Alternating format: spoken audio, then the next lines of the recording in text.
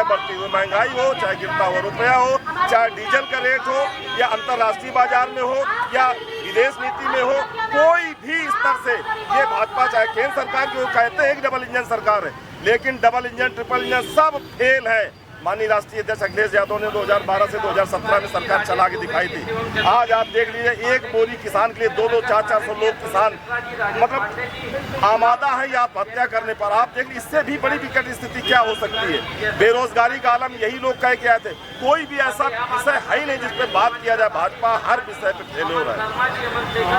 2027 में देखा जाए तो क्या रहेगा, लोगों का क्या?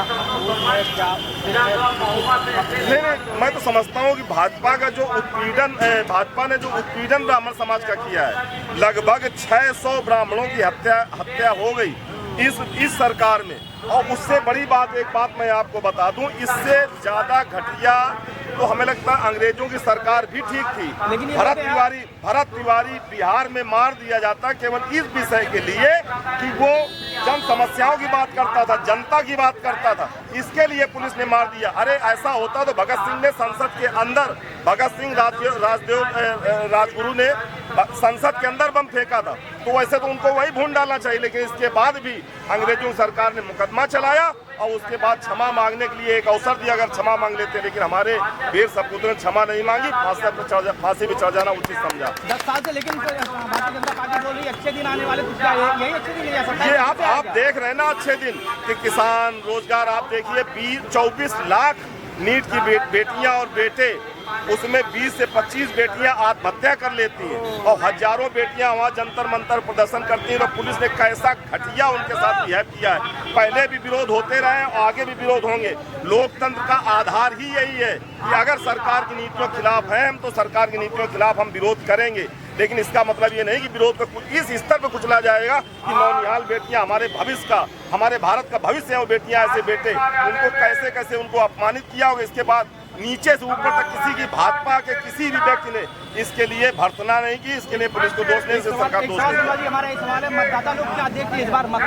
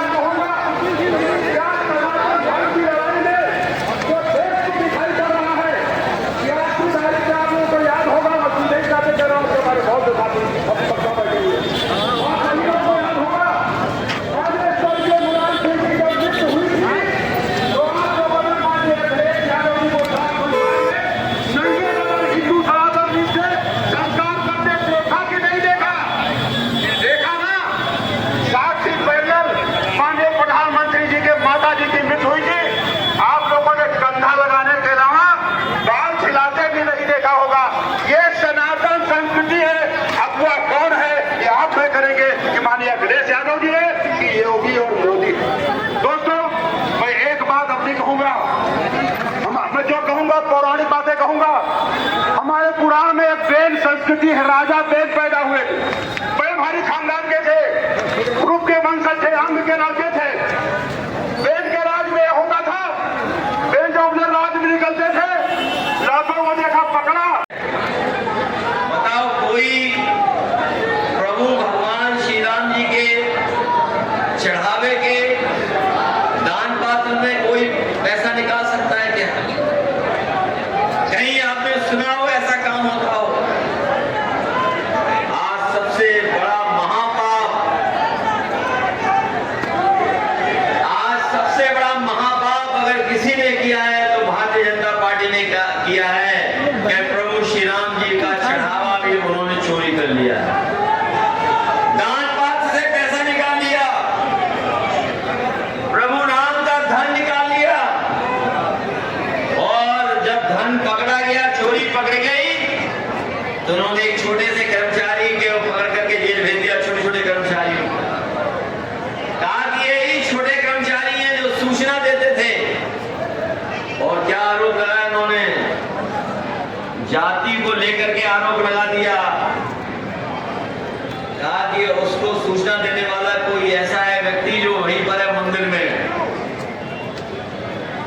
और सच्चाई तो ये है कि चोरी इतनी बड़ी है जिसकी हम और आप लोग कल्पना नहीं कर सकते। ये छोटे कर्मचारी चोरी नहीं कर सकते हैं।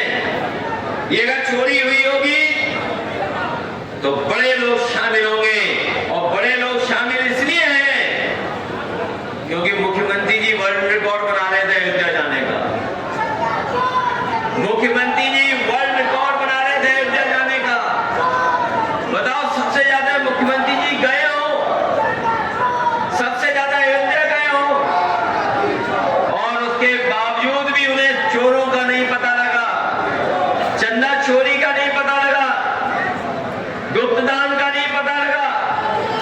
तो बताओ क्या कह रहे हैं ये लोग। देखिए बीजेपी के लोग क्या कह रहे हैं। ये लगता ये सबके कटआउट, और ये देख लिया मैंने, कहीं ऐसा तो नहीं तुम उन्हीं का नुकसान करने के लिए कटआउट ऊपर दिखा रहे हो। अब नीचे कर लो, बहुत हो गया, बहुत हो गया। अगर कटआउट ऊपर होंगे तो हो सकता है कोई और बात हो जाए।